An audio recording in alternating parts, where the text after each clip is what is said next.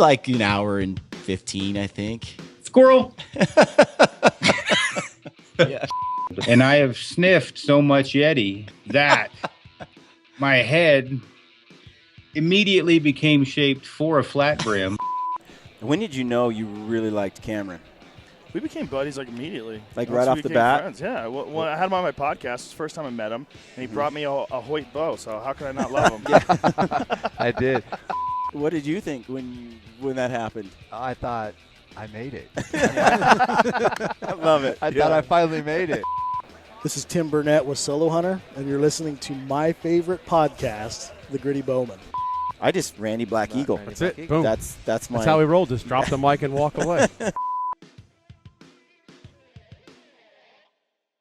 So why did this hunt why did it matter? Why It did didn't stand matter out? until I got to the sheep. Like at that time, I'm really honestly, I'm kind of ticked because I'm like, oh, this is going to be work. I'm like, it's a U and I'm 2.5 miles from my quad. I'm like, now it's just work, right? Mm-hmm. Well, then I got to the sheep and I don't know what it was, man. It was like just this I was just overcome by the reality of such a rare animal, for one. Yeah. And it's a bighorn sheep for two. Mm-hmm. There's just the beauty of it. The smells, just like it just hit me that I was like, this is what I love about hunting. Like one of the things hunting. that I love about hunting. Yeah. Not the fact that I just killed something, but it's like, the newness of an animal you've never hunted or been in front of or touched, laid hands on before. All right, folks, welcome to the Gritty Bowmen podcast. What you just heard there was Tim Burnett sucking on a soda. Chooping an A&W root beer. I haven't had a root beer in a long time. Chooping. You know what chooping is? No. Just what I just did. I chooped. Is that like a Reno thing? No, it's like it's like a Boyd thing.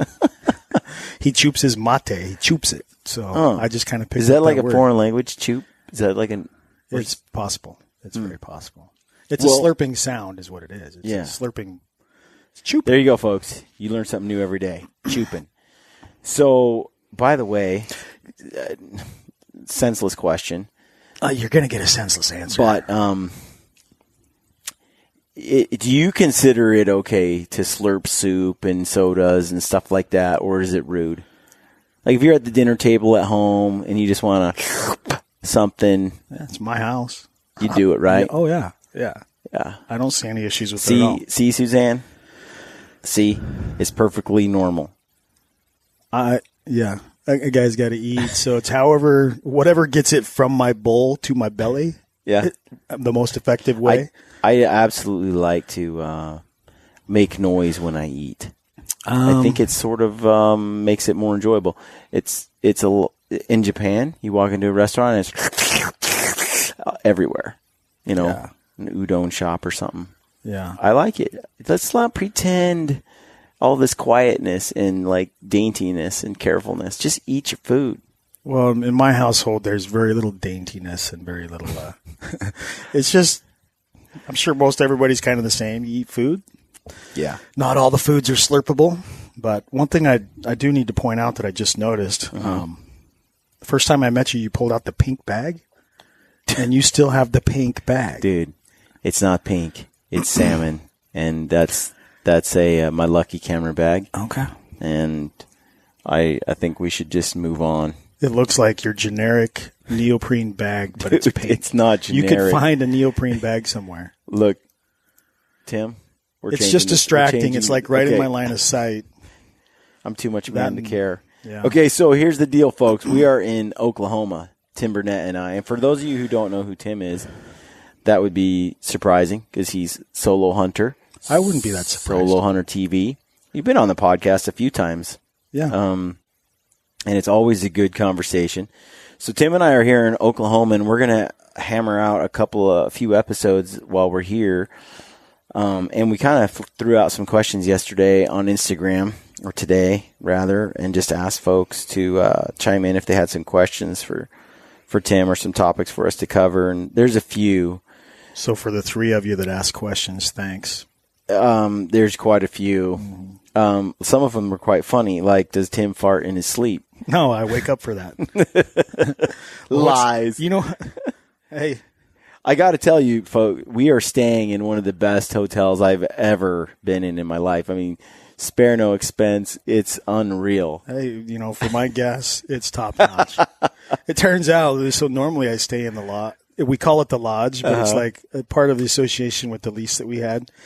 Stacy had a separate lease that had the lodge, and I had nothing with this property here. But I always just stayed out at the lodge anyway. Yeah, so. yeah. But this year, I didn't get it this year. No, So now we're staying at the Nameless an Inn. amazing place. When we first walked in, there was a smell. Dude, before you came, I was totally prepared with sleeping on my cot in the Solorado and bathing in that water trough that I showed you by the windmill. Because I've done that before. I'm semi-game for, but I'll take the hotel. I'll take the seedy Roach Hotel. Yeah. It's actually clean. It makes more sense to do, like, it's fun to do that when I'm out really, really remote. But, but when I'm doing that and I'm like close to civilization, I'm like what am I doing? Yeah. Describe this hunt a little bit. This hunt? So this one is, I've been doing this for years. If you followed Solo Hunter, unlike Brian Call, and watched any of the Whitetail episodes, unlike Brian Call. I have seen the Whitetail episodes. You haven't seen the last one? I didn't see the last one. But I have watched those and enjoyed them very much. That's why I was very excited to check this place out. Yeah. It's a good place. Like, it's special. I mean, we're not hunting. I mean, there's always Pike County, Illinois, and Iowa and all that kind of thing. But Oklahoma kind of holds a special place for me. It's where I first started whitetail hunting and was introduced to it. And I just have come back here ever since. I got a great friend, Jeremy Durkee, that lives here. And my other buddy, Stacy Chester, was on this lease. And we leased just a small cattle ranch. Or we don't lease the whole ranch, but just a small little corner of that. And, there's cows everywhere. And it's not real expensive, and it's pretty accessible. So, it's just a fun little place for us. There's places to hunt bigger deer, that's for sure. But in fact, that's why Stacy's not here, because he got a place up in Kansas, and he probably wouldn't want me to tell you, but he missed a big buck the other day. Jeremy told me. Yeah. And then today, one of Stacy's people that are in on his lease there killed that buck, 187 or something. Jeez. Killed it today. Man, that's a gigantic whitetail. It's a big deer. Yeah. I've never been to Oklahoma, ever. I think I have been in a little bit of Kansas once before. But this is kind of all new territory for me. It's interesting because this is what I would picture Texas to be like. Parts of Texas looks a lot like this. When I see when I'm watching hunting TV and I see a bunch of whitetails in Texas, this is what I picture. Yeah. Only more box blinds up high and then a lot more deer. What throws it off on this little property is there's the ranch road that goes right through the middle of it. And what's crazy is that's where I'm filming a lot of deer. And I think that too while I'm filming. I'm like, oh, damn it, this looks just like Texas. I'm like, we're not driving around with the corn hopper on the front, baiting all these deer to come out on the Sendero, you know. But it just gives that appearance. So I'm bad. I'm like, when I'm filming, I'm, doing a pan or something, like, stop at the hay feeder. I'm like, I don't want to throw that, because it looks like a ranch, and trying not to show the road, but it is what it is, but it's just a free operating cattle ranch. And you started hunting here in 2004? I did. First time I hunted here in Oklahoma. It wasn't this specific farm in 2004. 2005 was the first time I hunted this farm. It's interesting because we had a long discussion about this on the way here about private land versus public land. And I've been on a number of private land hunts and then a lot of public as well. And we were talking about what you do, and this is a unique hunt for you because you don't really hunt anything except public land. Yeah, it's kind of ironic because this week we released a film that I did for Onyx Maps titled The Public Land Ranch, and here I am hunting a private land ranch this week. But as we kind of talked about, you hypocrite. I'm such a hypocrite, I know. But that's, if you want to hunt whitetail east of Colorado, it's going to be on private property. I could hunt public land out here, but why? If you're going to spend that much time away from home and that distance, I'm not gonna. You're go right, to a though. public Like, land spot for that. And you can hunt whitetail west of Colorado in like Montana, Idaho. I grew up in Idaho, and I mean, there's tons of good whitetail hunting there. Yeah, but yeah, if you're going east, it's pretty much public lands. There's not very much private land. There's not much public land available, so it's mostly private. Well, hunting on private lands is totally acceptable, no matter what you're hunting. Because a lot of this, if in part of the film, there's this piece where I talk about a piece of property that we used to hunt, we used to have access to, and it was. I mean, I had no idea it was private land. In fact, I don't think it was. I think it was sold off. And then, you go there to hunt it one year, and it's all posted and everything, and still to this day, it's all posted. There's people that do gain access to hunt that, but I mean, you're talking a big property, so it's still right in the middle of the wild lands. It's just once all of us start hunting around it, everything goes to that property. So it's probably a little bit easier, I'm guessing, to hunt. But yeah. So on the way here, we were talking, and basically, Tim. You wanted to bring up some controversy. Yeah, here, you're kind of a private land snob. Like, I'm you an kind of turn your opinionated nose. SOB. You kind of turn your nose up at private land hunting. No, for you personally. I don't. Yeah, I do kind of. You want the public land challenge?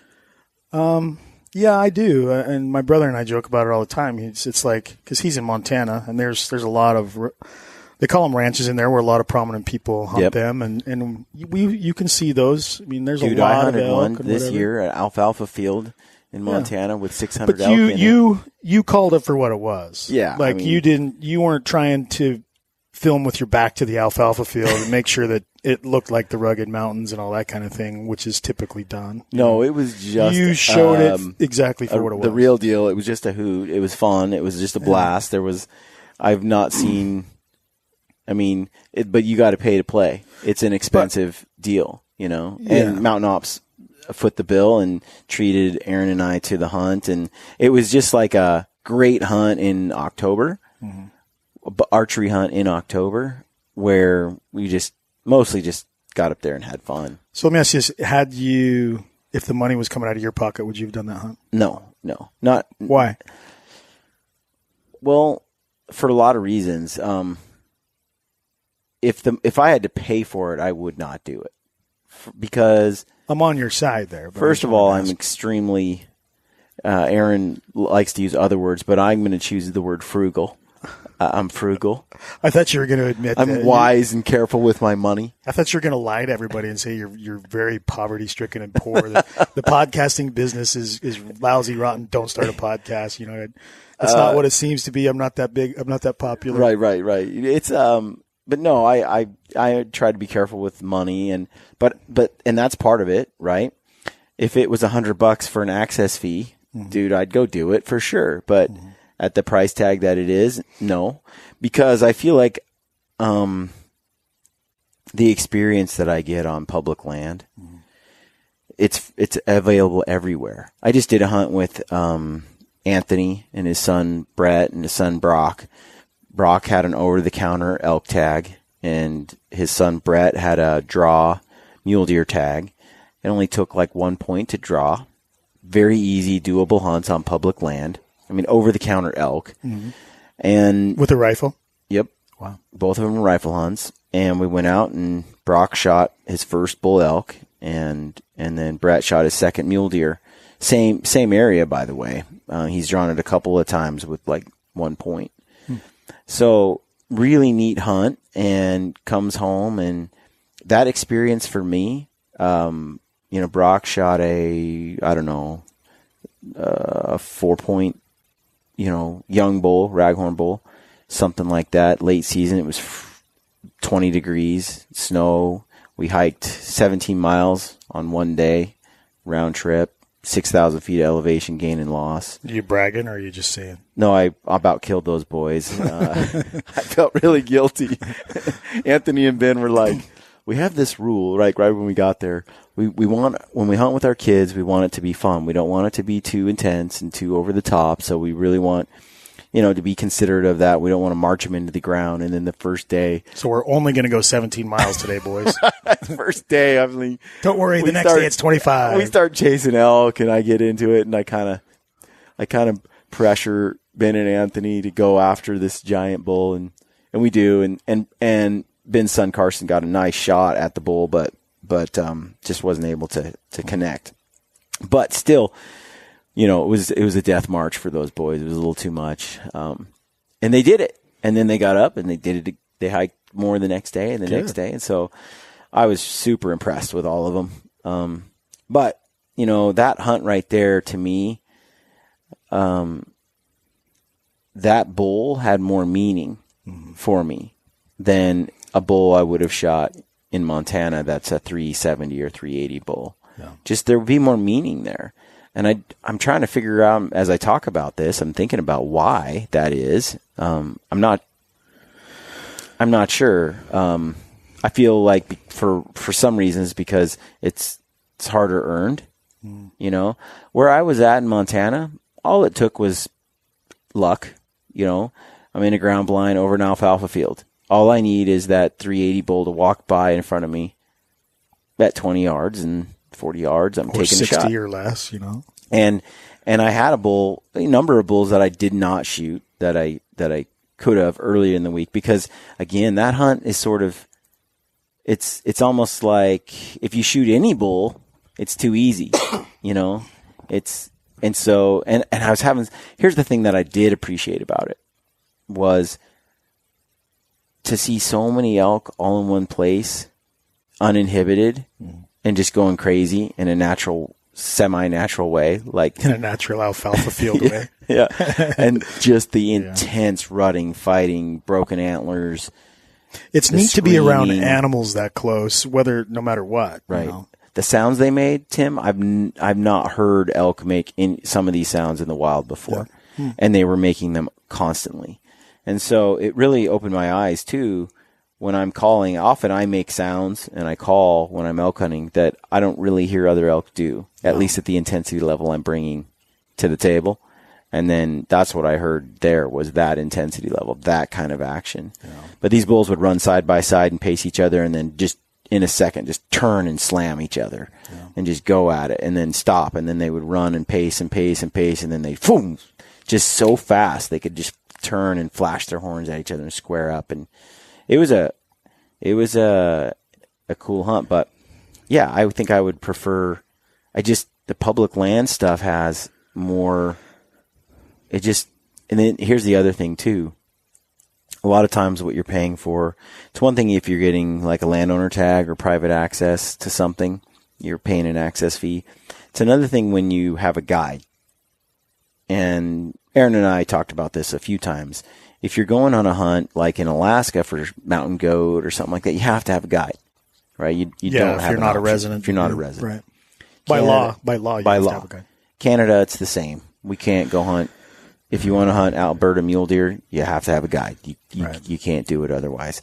Same with moose that we did this year. Now they have a Class C license or something. Not a mentor thing, but it's like a something where you can go with the resident. They can every 3 years you can get something like that. I can't remember what it's called. My Canadian buddies, they'll be able to clarify on that. I just can't remember what it's called. So there is that. It's hard. You got to know someone in Canada, and they got to then sponsor you, so to speak, and then sponsored hunts. You got to go with them.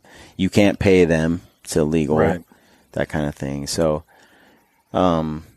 anyway, it's really interesting though, because when you hunt with a guide, it throws a whole nother level of complexity into the hunt.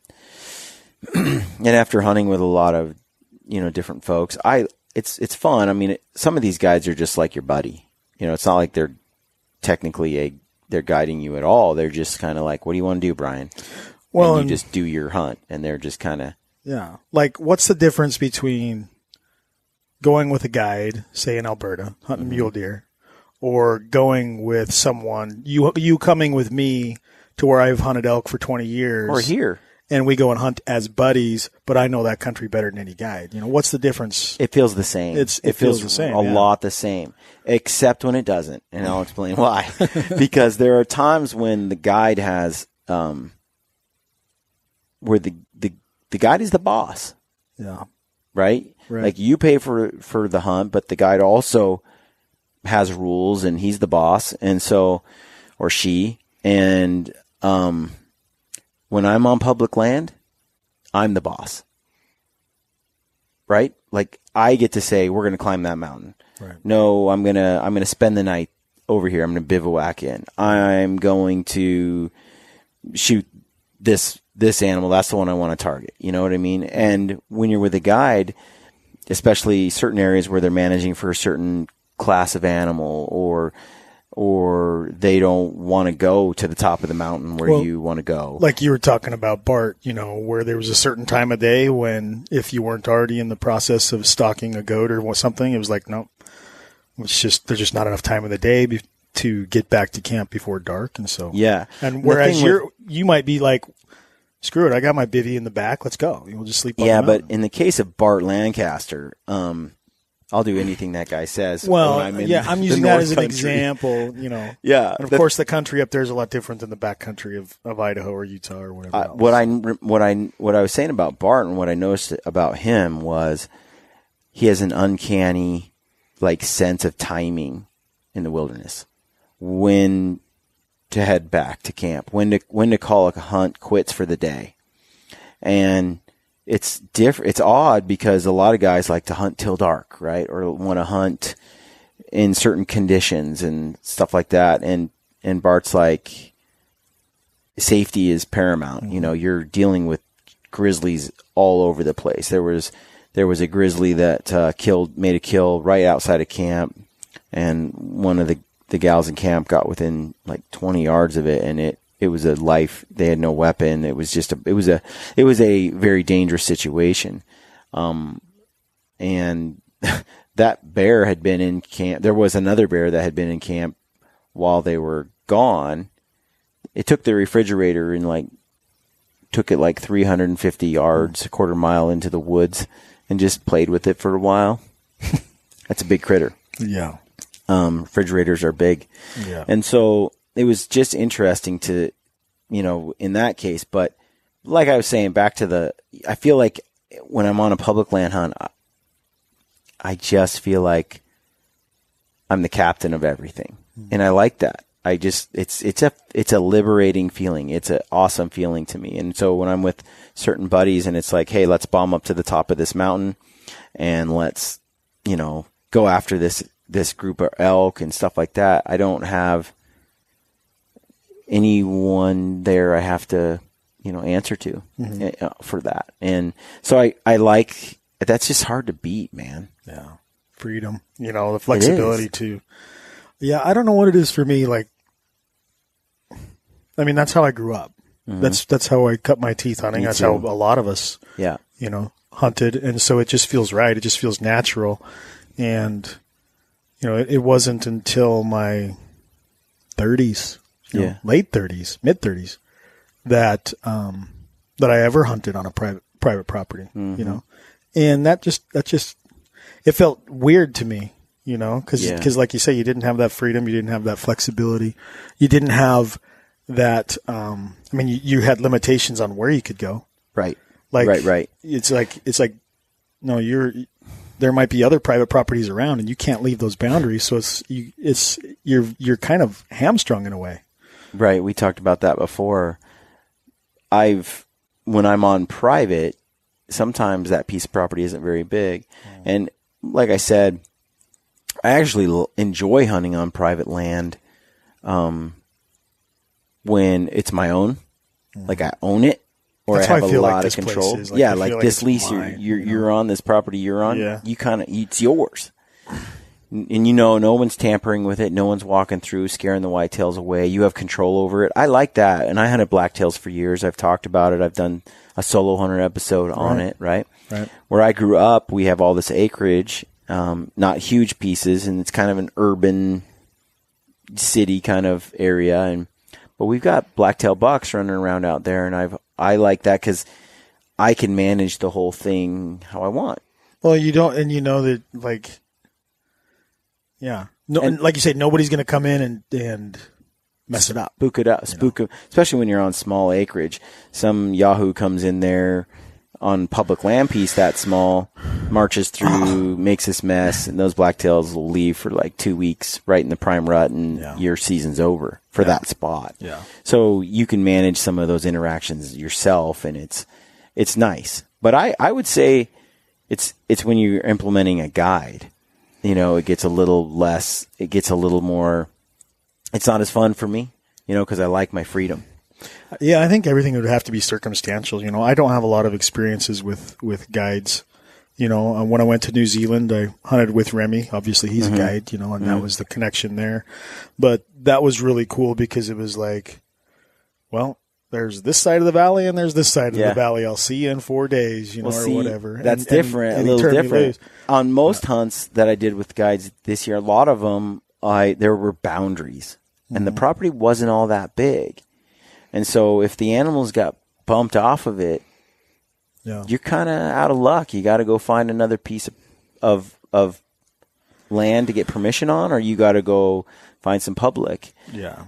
And so that was a little bit of it too. But what do you think? But that's Alberta though, so it's 100% private property up there mostly. I mean, there's very little public land in that part of Canada. What do you think about the perception? Like for those that follow Solo Hunter or those that follow Gritty Bowmen, what do you think is the perception of hunting on when someone sees someone else hunting on private land? Doesn't matter. It's that person's hunt. It's his choice to have done the hunt. It doesn't matter what anybody thinks. Yeah.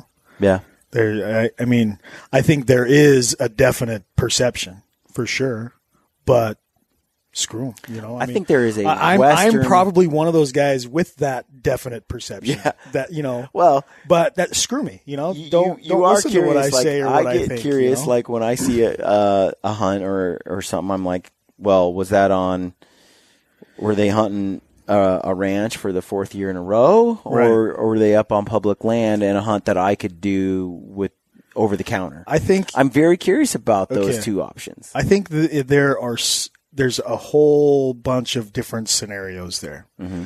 Like, so let's take Montana, for instance, because Montana seems to be a popular place for people to pay for ranch access and go and hunt elk. And when we're talking ranch, we're not talking high fence ranches. We're talking free ranging elk that could be on that property today, and they could be 10 miles away in the middle of a public, BLM plot the next day. Randy Newberg is king of showing the differences there and being able to hunt those checkerboards and everything. Right. But there's a lot of places in Montana where you can hunt, not unpressured elk, but elk that don't see as much pressure as the rest of Montana. If you've ever hunted elk in Montana after the bow season or even during the bow season, it's maddening. It can be maddening. Because I asked Tim this question, I was like, okay, Tim, I've done the math on some of these things, and I notice on the Solo Hunter TV show, there's really, other than this whitetail hunt, there's not much in the way that I know of a private land type of hunt. There's one mule deer hunt in Colorado that was 3 or 4 years ago that I hunted. So that was a unique situation. It was a landowner tag again that was offered to me from an advertising agency that I dealt with back then. Mm-hmm. And, Jeff was like, hey, I got this tag. We'd love to have you out, and we'll do some filming for Caldwell and whoever else. And I'm like, sure, I guess that's okay, because it's a place that he personally hunted, that he has a relationship with the landowner and their kids and their family. And he's like, make sure you bring some hats and shirts and whatever else for these kids because they love your show. Yeah. So, but the deal was I couldn't hunt there until the landowner's daughter had killed her deer, and the landowner decided that there wasn't a deer big enough for him to kill, And this is third season Colorado. So for 4 days, I beat my brains out on public land in that same unit, just trying to find a buck. I've done that. Trying to find a buck to shoot. A lot of times those bucks are just running over to private. Yeah. I mean, that's what they're doing because they know, hey, this is a safe haven. Yeah. Well, then the last the day. Orange Army was everywhere this year where I'll I was tell you at. what, man. Well, this one spot that I went in, I kind of looked at the map and kind of, with Jeff's help, I picked a spot where I parked right on the corner in private stuff, but there's like this little corner of BLM, and I parked my truck there and slept in my truck, and then I could access the mountain from there. But it's like every day you're just slogging to the top to be able to access an area to hunt, you know. When I talked to Bart Lancaster, you know, he was saying, you want to shoot big animals? You want to find big animals that have grown old and that are mature? He's like, you need to find unbothered animals. Yeah. Hunt the unbothered. Yeah. It was his saying, hunt the unbothered. And the thing is, hunting the unbothered is fairly easy to do when you take a bush plane into the middle of nowhere in northern BC or Alaska. You know, you end up hunting the unbothered, right? Right. But that costs money. Down, you know, around here, you can get a tag that you take 10 to 20 years to draw. Mm-hmm. And you're hunting the unbothered. And I was telling you talking to you about this, and I was like, okay, Tim, here's this scenario. Oh, great. Right? Here it comes. So you could apply for 10 years for a tag, let's say in Colorado. It's like $150 fee every year to apply to get a point. And then after you've got your 10 points and you've waited 10 years, you spent like $1,500 or something? Sure. Yes. Yeah, something 10 like times that. 150 is 1,500 for those of you with short math. Right. And so every 10 years, let's say, you could draw that tag or a little bit more. Is it on the lottery, or is it on this like, oh, you can't draw this tag until 10 years because you could draw it on the second year? True. But that's the draw. There's some chance, like, it's minimal. There's always a chance. There is. I drew a Nevada bull elk permit. Okay, you're messing up my in that area. You know, there's a guy that buys all the landowner tag. Like, you can win the lottery. 15-year draw. You can win the lottery, but let's that's take the excitement. average. That's the incentive for somebody to put in for the draw rather than just saying, screw it, I'm going to spend $4,500. If you're practical and pragmatic, right? Perhaps you might do the math and go, I can buy a landowner tag for $1,500.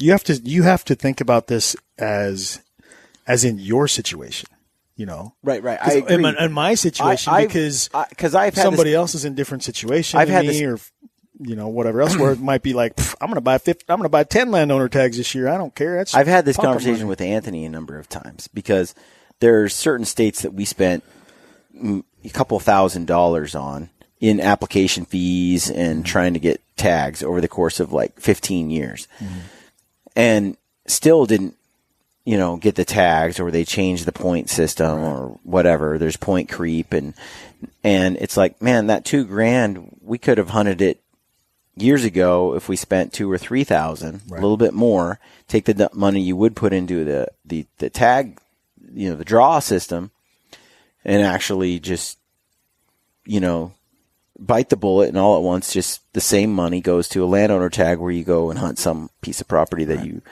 want to go on. I mean, I'm just saying that there's those. But $2,500 might have been pretty tough to come by 10 years ago. Or all at once. Yeah. Versus a guy that can put $100 But if you can do it $100 a year, you know, with the chance that you might draw it, and over time, you know, hopefully your financial standing changes, all this kinds of things. Yeah. So it's like I say it all the time, and I really truly believe it, that whether it's hunting or whether it's golf or whether it's, you know, anything, it's all circumstantial to the individual and what situation you're in. We can't look at what others are doing and say, well, that's the best thing is to do what that guy does because he kills big deer all the time. So I'm going to buy landowner tags and have access to this hunt and do that every time. Well, you might spend $2,500 on a landowner tag and get your butt handed to you. Yeah. You know? And then you're like, I just wasted $2,500. Which, you know, happens, you know. We actually hunted in Alberta, and a lot of it lit fire, you know, and so it changed our hunt. You never know. You might have a huge drought in an area after you've waited 21 years, and then you draw the tag, and then it's like the worst year on record for, you know. Hey, so no, look at this. Look at the hunt that we're having here. How many mature bucks have we seen in 2 days? 0.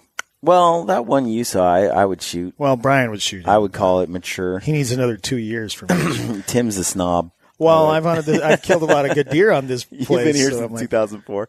Yeah, no, that was one of the questions too. Was it in the game wild or property management or whatever? Yes. What does Tim Which do I don't care. to do? We can continue on the other conversation first. I just remembered that. Yeah, sorry, we'll hit that. I'm always But thinking 2 steps ahead. I think on the private land, public land deal, I plan on, after playing around with both, right? I'm not going to say no to a fun hunt with some friends on some private land, but I'm not that into massive animals. I'm into mature animals. I like mature animals, older, like out here, whatever is mature. I'd be happy to shoot. You know, and this with the hunting pressure and everything around, you know, if you can find a 4-year-old deer, great. But odds are you're going to kill a 3-year-old deer. Yeah. You know, I mean, I've been able to kill a lot of 4, 5, 6-year-old deer, but I've also killed a lot of 2 and 3-year-old deer too. Yeah. You know, so it's just however I feel like that particular time. I mean, we might get down to Friday and I might smash that 7-point that's running around. Yeah, because some of it has to depends do on my with mood. you got to be watching and finding what's here. Because I can't manage this. I mean, this is 300 acres in the middle of a huge cattle ranch, and it's close to other people that's hunting pressure. I mean, wait till Saturday. It'll sound like a Well, well, you've already actually, had it'll start some Friday. archery, Rifle muzzleloader. season will kick off Friday, Yeah. whether it's supposed to or not. And stuff just gets crazy. So Jeremy and I talk. At first, we tried to manage this place and only take mature deer. And, of course, I kept blowing that all to hell because I wanted to shoot whenever I wanted to shoot. But we tried, and then we just realized a lot of the deer that we were saving, just like the buck that I missed last year. I mean, Someone else shoots it. who knows? We Yeah. haven't seen him yet this year. you Well, know. I do think when it comes to that too, like we talked about it, shooting what excites you, Right. Or you know, like you sit there and you're having a good time, and you know, you made an interesting comment that I really liked. You said, because I said, yeah, I was gonna shoot this deer, but I wasn't sure, and I said I just didn't get super excited about it, and you said, yeah. If you're not excited about it, then it's just work. It's just work, man. It's just work. And it crossed my mind, like, you know, it's great to have some deer meat, but I got a lot of that already, right? Yeah, yeah. It's great to have, you know, the experience, but I've had a lot of that. Dude, So I it's learned that on a lot of raghorn bulls where it's like, well, this is going to be a lot of work. And I mean, you're excited on one hand, but you're not on the other, you know? and it's just kind of, I think, a maturity of I think being so. a hunter. You change. Yeah. This year, I really, you know, over the years, you guys, I mean, you know, I mean, I am generally, if I get an opportunity with the cameras and the hunting situation and as much time as I spend away from home, if I get an opportunity to kill a good animal that I'm happy about, I'm going to do it. But Yeah. this year, you know, and I've done this in the past too, and I had my butt handed to me years in the past, but I passed a lot of animals this year that I would have otherwise shot. You did the same thing in Montana on that elk hunt because it just wouldn't have felt right maybe to kill a raghorn Right. when they were just so easy for the pickings. It would have been, it just didn't feel right, you know? Yep. I hear you. And so that's kind of where I've been at mentally this year, and I've just enjoyed being in the wild. And it's amazing what you learn and what you can see when you're not pulling the trigger right off the bat. Yeah. You know? And then you have the patience, the ability to sit back and watch. And these animals do some pretty cool things, you know? Today's porcupine activity was pretty cool to watch. Yeah. But I think the same thing. I mean, tell me this year of your hunts and the animals you harvested, which animal was which hunt stands out for you as your favorite? My Most meaningful? My desert sheep you hunt. Yeah, which I don't know if it's why it's the most well, that's not the most meaningful. The most meaningful was, but the one that stands out the most was my desert sheep hunt. But, yeah, that hunt. I could tell you why, but it doesn't matter. I am curious Just why. kidding. No, so I drew that. It's a desert bighorn sheep U tag, which is a management tag, and so I didn't really think about what my thoughts about that type of a hunt were until I actually drew the tag. You know, I drew this tag, and I'm like, on one hand, we're, you know, working with Wild Sheep Foundation and all this, and we're trying to transplant sheep and grow the numbers and expand the herds. Right. Some areas of the country, sheep are being decimated by pneumonia and whatever else might happen. The winter, roadkill, you know, semis coming through and taking out 7 or 8 sheep at a time. Like, so we have this process of trying to increase the numbers, and yet here you get issued tags for a ewe to take them out because there's too many in this area, you know? So this one was a new one that it was the first year where the Wildlife Department, Fish and Game, I don't even know what the Department of Wildlife in Nevada decided that they needed to take out some ewes. So they issued quite a few tags in that unit, which is a relatively small unit. It's the Monte Cristos in north central Nevada, just north of Tonopah there and south of Hawthorne, southeast of Hawthorne. So, you know, I draw this tag and I'm like, you know, it's not a very convenient time for me. I don't know what I'm going to do. Yeah. So I just put it in the back of my mind, and I went and did all my other hunts, and the hunt opened up, and I thought, yeah, I could go on that hunt, or I can go up to Idaho and hunt elk with Boyd instead, because Boyd drew a really good limited draw bull elk tag with a rifle in Idaho. So obviously I opted to go up and hunt with Boyd, you know, and that was just an amazing hunt. It was a lot of fun. We went back in on the horses with my uncle and my other brother Jeremiah, and just did a lot of things that we used to do and hunted like we used to when we hunted together with the horses. And, you know, Boyd shot a great bull for that area, and we packed it out on the mules and everything. Like, it was just fun. Everything about it was just awesome. It looked fun. I followed that on Instagram. I didn't do a lot of Insta stories because I'm just not a big Insta stories guy. Yeah. I've done more Insta stories this week with you than I have all year. Pretty much. It's questionable if you're antisocial or not. Yeah, we'll discuss that later. I don't know if there really is a term for what I'm a manic antisocial. It depends on which mood I'm in. Yeah. You know? If I'm menopausing or not. It's like, so that was a fun hunt, but what's with the ewe hunt? So then I get back home, and by now it's close to the end of October. So that hunt, it closed on the 25th of October. So I had been going straight on the road, gone almost every week, home on the weekends since August 1st. You know, I was burnt. Yeah. And especially after the mountain hunt with Boyd, like, that really burned me out physically. So I wasn't even going to go on the hunt. I just was resigned to the fact. I got home on the 21st or something, and I was just like, you know what, I'm just going to let that tag go. It doesn't really matter. It's just a ewe. It's hard for me to explain to somebody why you're on a TV episode, why are you shooting a ewe? Yeah. You know, it's different than a white-tailed doe. It'd be like, or a cow elk or something. Instantly, like it's like, this is a bighorn sheep. You know, this is a coveted species, and you're killing ewes. That's weird. It's a species that's struggling to establish itself and stay established in certain states. Correct. So without the ability to tell that story, you know, the success story of the bighorn sheep in Nevada, and sitting down with someone like Gray Thornton or, you know, the wildlife biologist in the area, it really didn't make sense to me. So I just wasn't going to go. So the last day of the season, I dropped off my daughter at school at 9:30, and just driving home from school, I was like, I just don't want to be in the office today, you know, and it's only a 3-hour drive. I can drive down there, be there by 1, hunting by 2-ish or so, and hunt till dark, and then be home by midnight. No sweat. My wife will be okay with that. So I go home and I tell my wife, I'm like, you know, I just need to do this for myself, just to go down there. I may not see a sheep, but I'm just going to take the 4-wheeler and go see what I see. Yeah. So you kind of had a half-hearted idea for this hunt. Well, so it had been on my mind the entire time. Right. Because I really wanted to do it because I've never killed a bighorn sheep species. You know, never even hunted them. Never hunted them, yeah. I killed an aoudad sheep in Texas, but that's just different. You know? So it was on my mind the whole time, and I talked to Remy about it. I talked to my brother about it, and everybody's like, go, go, go, go, but it just never set right, you know? Yeah. So anyway, I decided to go. I'd throw everything in the truck and haul butt down there, and got held up by road construction they had single lane, and I'm sitting there for an hour, and I'm just like, this is so stupid. I'm going to get a hunt for 3 hours and then have to turn around. I'm just like, I'm like, well, I'm here. I might as well. So I went and drove up the canyon, took my time unloading the quad, and just headed up on these mining roads. Mm-hmm.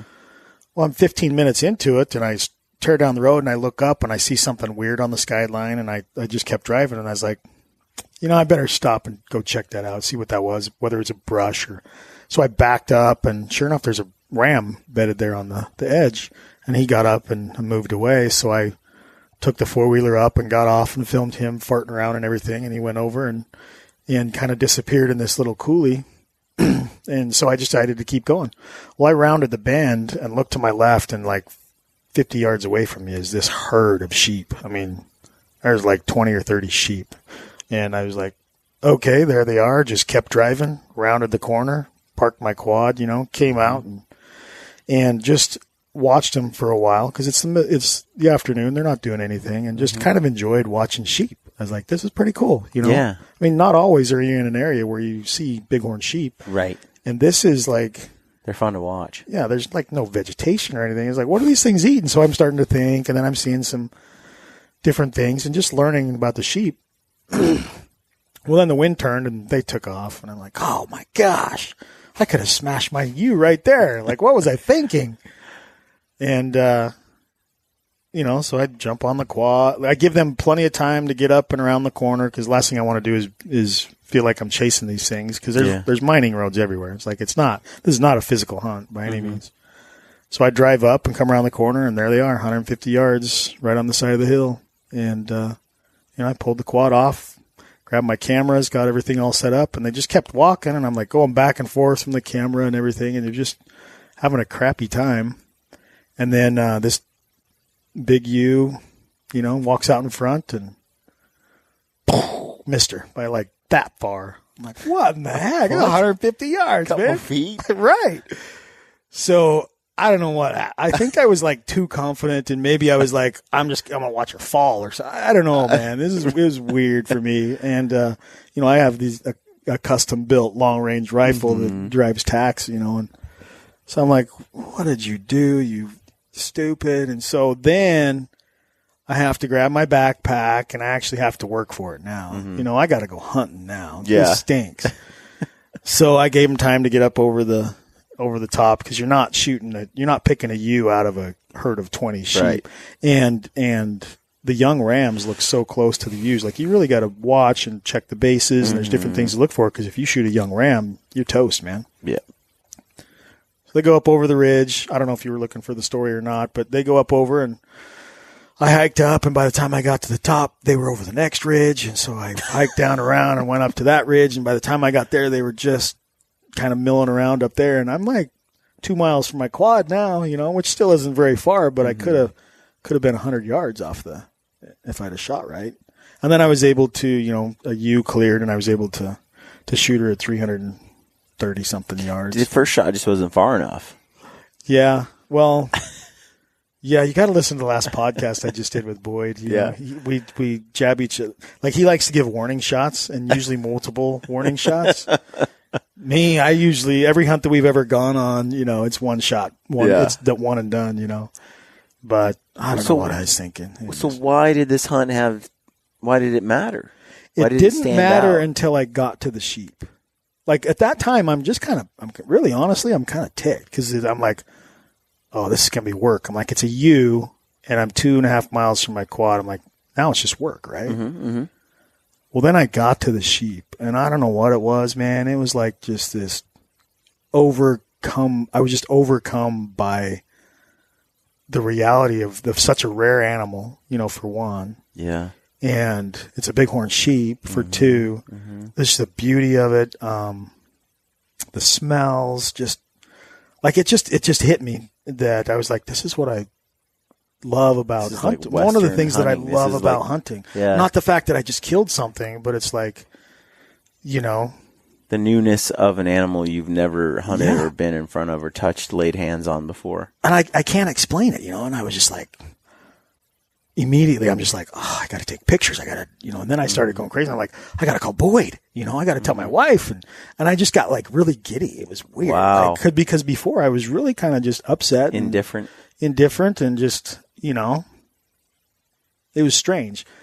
So I go up and call Boyd and everything, and of course it's you know, a lot of congratulations and all that kind of thing, and will send me pictures. I'm like, oh yeah, I got to take pictures, you know, and you know, went down and took some pictures and just did my thing, you know. Then you break it down or whatever, and I'm like, well, I kind of want to, you know, they're so beautiful. I'm like, I may never get an opportunity to you again, so I'm like, I'm gonna prep her to full body mount this thing. Mm-hmm.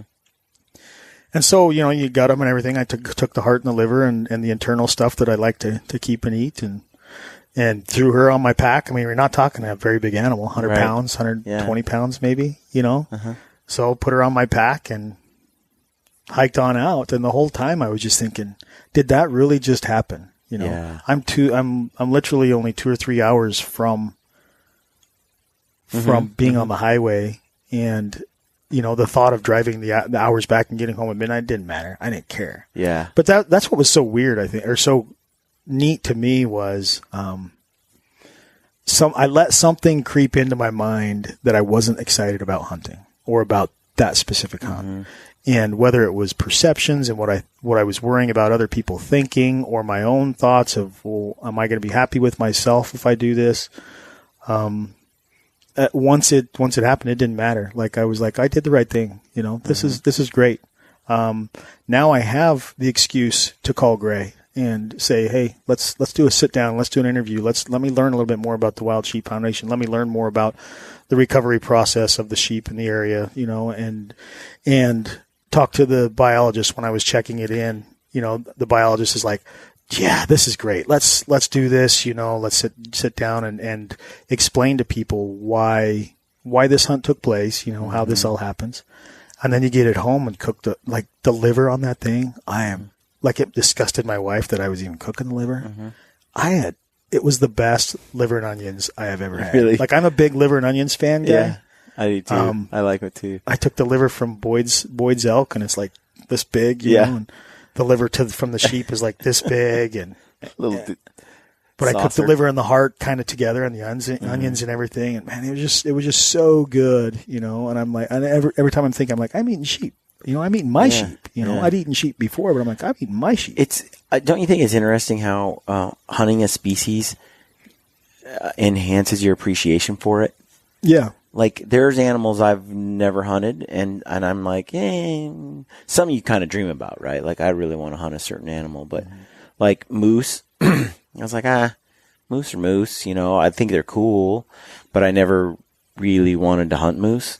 And then this year, Aaron and I, you know, we both tagged out on some moose in British Columbia, and I was like, wow. I really dig moose hunting, and I'm so fascinated and curious about them as an animal now, where I wasn't before. Every species that we hunt has its own uniqueness, you know. Even in different regions, hunting whitetail here is different than hunting whitetail in Alabama. Yeah, you know. Well, I noticed for me, like, I think when I look back, even though I went on some just special hunts, like the mountain goat and the moose and stuff like that, still, I think for me, the most meaningful hunt, or the hunt that had the most that I really valued, was my Colorado elk hunt, which was public land archery bull, and by far probably the smallest, you know, the least, you know, impressive animal that I took this year. But it's just the fact that it was me, public land, a good friend. I'm there with Aaron, just the two of us, and we just grind it out on public land. Yeah, there's something to it. And you got a bow and arrow, and you're chasing elk that are screaming. And after some highs and lows, you finally make it happen. It felt so good. And it was I think it's the hardest hunt I did this year by far. Like, I just kept trying to kill a big bull, and he's not giant, but, you know, for me and in the area where we were at, he's a nice bull. It was finally a mature bull, you know, and I think that, I don't know, it took a long time to make it happen. And then it finally did, and it felt like, okay, finally. It's not just the end result, Right. It's not just the animal or the size of the animal. Like when I stop and I look back on it, I'm like, I feel I have a lot of good feelings about that hunt because of it being that hunt. Just because of everything that went into it. The other hunt that stands out a lot is the hunt with Anthony and his boys and Ben. And that has nothing to do with, like, I didn't even have a tag, right? Yeah. I'm just filming and hanging out with young kids and following Anthony and Ben around with their boys and filming it. And, dude, I don't know, man. It was, first of all, the snow and the ruggedness and the cold weather and, I mean, all that stuff. Lots of fires being built. Yeah. But it's just, but that hunt was another one that stood out a lot. And so as much as I like the moose and the goat, which are special, and I'm so glad I did them, I realized that I feel very fulfilled just doing some stuff in my backyard, over the counter, public land that has nothing, it's not about that other experience. I think maybe part of it is the pressure, when you go on a hunt like that, like up to British Columbia, and you're chasing mountain goats and moose and whatever, you're on a time frame. You are. It's like you got 8 days or 5 days or whatever it is, and like that's stressful. Just like even being out here, we got a time frame. That's stressful. Whereas, and those are a financial investment too. Yeah. Like the Colorado one, I just got in my car and drove to my backyard. If you hadn't killed anything, then you go home for a couple of days. Yeah. You go right back out until season closes. Right? Yep. So there's just a lot less pressure that way, like mental, like pressure on yourself for time. That's a big thing, really. It really is. Because the hunts like this, like there's not much pressure on day 1, day 2, and then you're like, oh crap. And then you start thinking to yourself, I got Thursday, Friday. Whew. I've only got 2 morning sits left, and then then that pressure starts setting in, and then all of a sudden the 7-point looks enticing, and next thing you know, you're filling the cooler full of does, and you're like, I'm getting my money's worth out of this trip, man. I'm going. Well, so. I think there is, when I sit back though and I analyze all the hunts I've been on, I can't deny it. If I'm being honest with me, and this is for me, it has to be just for you. There is a public land bias. Like I feel, I feel good about a public land hunt in a way that I don't feel the same. I still love what I've got, but there's something about, just. So if you are a trophy minded individual and what brings you happiness is a big bull, or a big buck, and you're not interested really in hunting small deer or whatever. Like if that's what makes you tick and you've got the means to do that, then that's what you're going to do, because you're not going to be fulfilled by hunting public land and just chasing mediocre animals and pressured animals. You want to do what fulfills you in hunting, or you're going to stop hunting.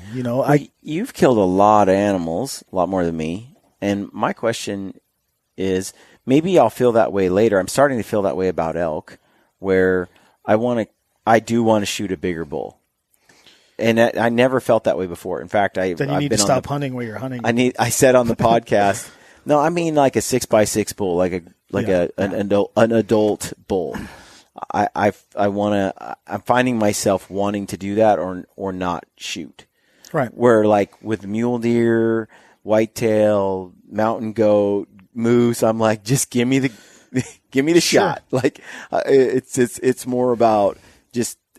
But I could see if I hunted those animals for a long time, or like you've done here on this property, hunting whitetail, that eventually. Well, or like where I hunt elk, been hunting that same property since I was. Well, it's not a property. That same Forest Service BLM since I was 13. Like it has the same meaning. It's just bigger country. Right.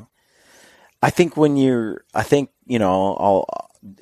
I can see guys that evolve into because they want a bigger challenge. Yeah. Because they want that next step in. But for me, I haven't shot a couple whitetail. One actually with my bow with Broderick last year in Alabama. So you shoot. I mean, I haven't shot so many that, I mean, any whitetail. I was telling you today, I was filming that one. I'm like, I almost shot him. I'm like, shoot it, man. And for me, I'd be actually pretty darn happy with that whitetail. You know, I still have a whole week left, so I couldn't do it. Yeah, but, if it wasn't so much work, I'd say smack him and then go buy another tag and then you shoot another one. Yeah, which I might do. Yeah. We'll see what tomorrow brings. But still, that right there is just a, I don't know. It's a. It depends. Like I hit that with mule deer years ago where I was like, I'm just not interested in smaller bucks and then it got to the point where I wasn't killing mule deer every year. I wasn't, because I'm only hunting mule deer in August or in December. So there's only those 2 times. There's other guys that'll hunt them all. That's the only thing that they'll hunt. So there was years where I didn't kill anything. But then what I have killed in the last 10 years, they've all been, in my opinion, I mean, they're all Pope and Young or bigger. In my opinion, they're great deer. So tell me this, because, I got my Montana elk hunt was fairly public, right? We were doing a lot of Instagram stories. Yeah, that was. I would say that was very public. And I got teased for passing elk on a regular basis. First of all, I didn't want to tag out on a place like that. I just wanted to keep hunting because it's awesome. Was it hunting or was it just staking out to kill? Yeah, it was a stakeout. It was a stakeout. We'll call it ambush hunting. Ambush killing. Ambush killing. Hey, I came home without an elk, so it wasn't that easy. Yeah, you don't want to hear the conversations Boyd and I had together. Like, can you believe those? No, I'm just kidding. Seriously though, like, where was I going with that? I don't know. I interrupted you like usual. Everybody was getting mad at you for passing all these small. Oh yeah, passing all the elk, right, or passing all these animals, and a lot of people were like, "Hey, it's your choice. Do whatever you want." Right. But passing animals, I didn't care. I was like, look, I don't care if I tag out or don't tag out. Like I'm going for a certain experience here, and if I shoot a bull, great. If I don't, I'm seriously okay with it. That's the thing you have to decide if you are going out to shoot a certain animal. And to me, it's a personal choice. 100%. And it's me saying, you know what, for me to value and enjoy or to really appreciate this hunt, I'm trying to make it this type of experience. And that means I want to kill, I want to hunt, I want to chase an older bull here. In Colorado, I just wanted to shoot something that was not a year or 2 old, you know? But my question is for you, solo hunter, you made a conscious choice. You got a TV show to produce. Right. Some would argue that you need animals. You need to kill animals. So you have a show to produce. Certain sponsors would even say you need to kill animals or we're not going to pay you. So, which has happened, by the way. So you have like pressure from these places, outside places, are related to solo hunter to kill an animal, and we talked about this, I think, on our earlier podcast once, and I felt pressure after a few days from just friends, peers, and people on Instagram and Facebook saying, "Just shoot one," but I didn't want to. I did not want to, and so my question is, with you, you're sitting there, you're out hunting, and you've made that choice. So you're not killing mule deer, 140 class mule deer, 130. You're not killing a mule deer. You're going for that older age class, and so there's that risk that when you make that decision, you don't shoot one at all, and then what happens to the show? Who cares? I'm not hunting for the show. I'm hunting for myself. The show is the tool for me to sell my brand. The show is the tool to create the freedom and the lifestyle that I want to hunt more. Well, that's what I want to hear. Free time. But what about? So, was there a time when? Yeah. Oh, I've killed animals for the sake of the camera. I have. I mean, anybody that's on TV or whatever that says otherwise, there may be a few. Those are the ones that you really need to respect, or the others you need, they're full of crap. So there's been a time that's been the case where it comes down to the last day and it's like, you know what? I need something. I shot you shoot something and you're like, you're still happy. You're always happy and you always get the meat. Like there's organically, there's fulfillment that comes from that. Mm-hmm. But when your mentality is, I need to kill this so that I can have an episode, that's wrong. You've just made a bad choice, in my opinion. Mm-hmm. And I've been there, but we all change over time and everything. And now, in the last several years, like I had a season, not season 8, but season 7, I killed 1 or 2 animals, and we got to fill 13 episodes. So it's a good thing Remy had a good year, which he always does, sucker. Last year for season 8, I killed 9. I mean, I killed a bunch of stuff and had a great season. This year, I just kind of took it upon myself. I'm like, I'm after a certain species. I'm after a certain size, everything. And this season will be whatever this season is, I really don't want to get caught up in, with Solo Hunter. Like the show it's not a killing show, trophy hunting show. There's shows that are like that, and that's great. Yeah. That's what they do. It's not a go with every outfitter that I can and kill everything that I can type of a show. Some shows are because that's just the way they are. They need to sell certain product, and that's how products are sold. And, with us, it's just the real deal. It's just, I don't know if the real deal is the right word for it. It's just, the show is dominantly Remy and I, and it's like we're hunting for ourselves and we're just documenting our hunts that would be taking place with or without the cameras. That's kind of how I do it too. Like, and if we start faking stuff or doing things that we wouldn't otherwise do, then we're not really who we are, because I would say that both of us have gone down that path, at least on 1 or 2 hunts in the past. We all probably have. And a lot of that's because of pressure from some group or some individual, or just pressure we feel in general, or just anything in general. Right? It's like, hey, we just we just spent a couple grand driving to this state and buying tags and blah, blah, and you're not going to shoot. It's shoot. And Ranella talks about this. When he has a meat crisis, he's a different hunter than when he doesn't. Yeah. And the truth is, they're like this. When I have a whole bunch of meat in the freezer, I'm less eager to pull the trigger. Yeah. And it's just, we live on our meat and we eat a lot of it. This isn't just to like toot the meat horn or anything like that.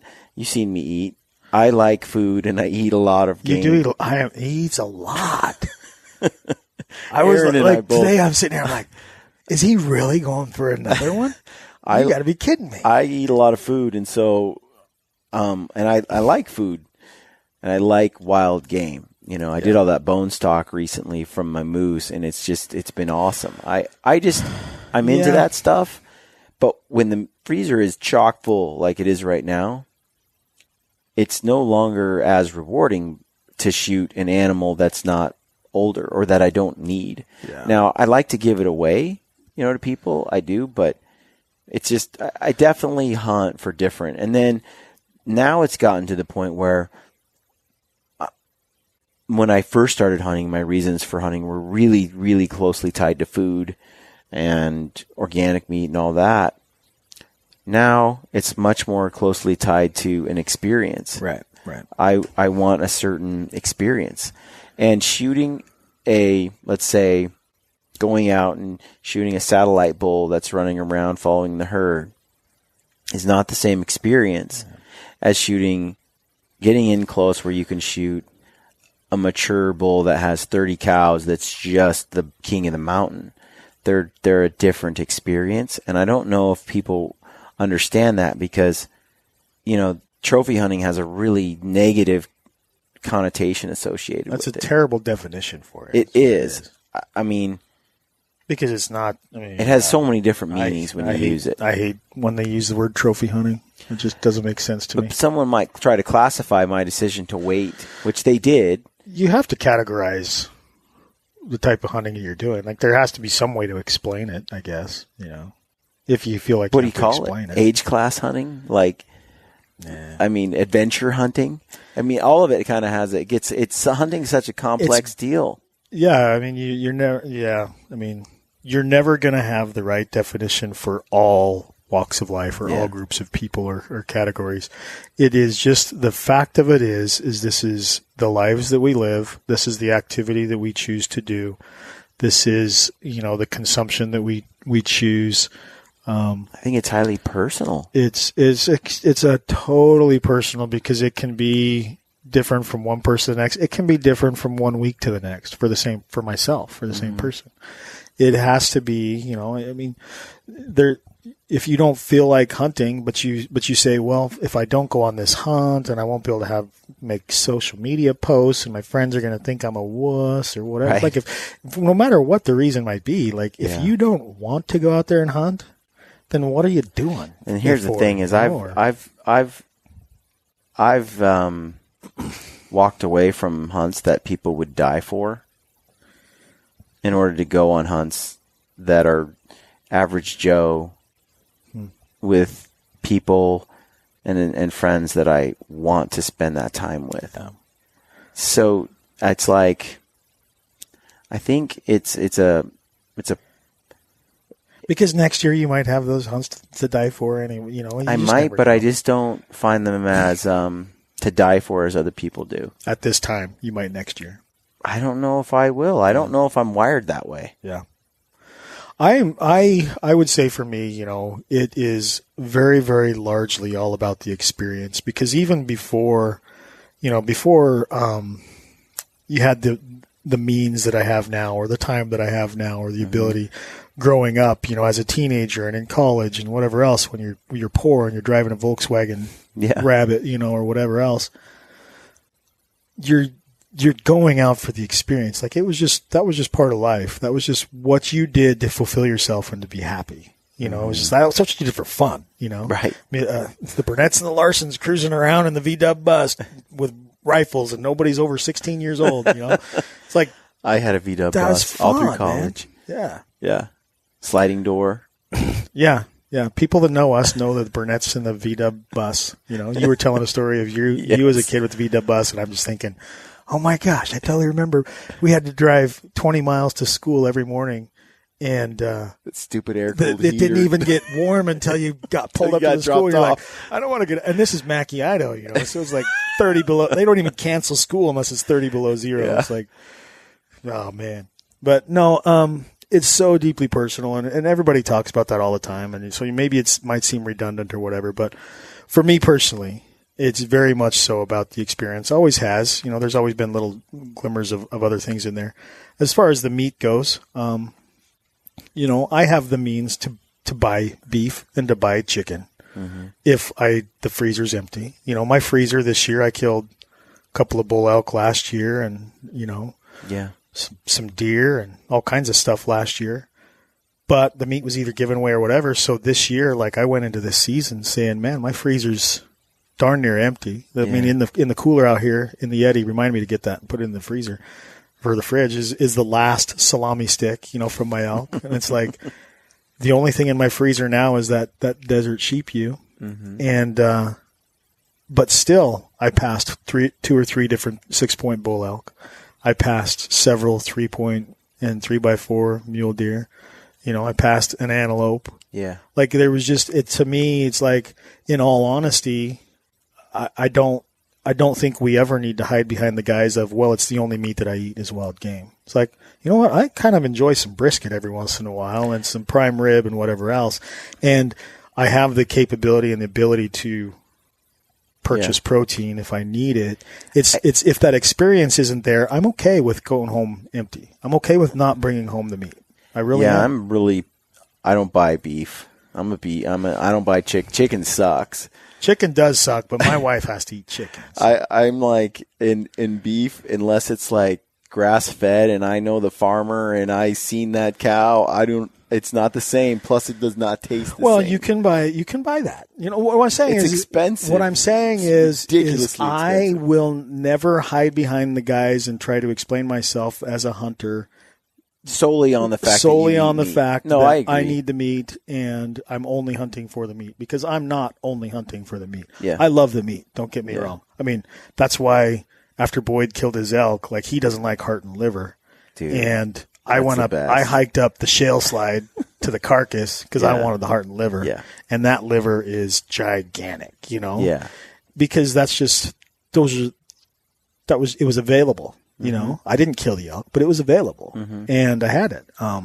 Yeah. Yeah. So No, I I just want to be honest, you know, with Yeah. everybody and hopefully people can understand that, you know, but it doesn't matter because that's who I am. That's the way that's the way it is. No, I like that. That's kind of where I'm at too. It's like I want to stick to the hunting for all the right reasons, you know, for me, and not changing, not allowing the pressures or the inputs of others around me to dictate what I'm going to choose to do.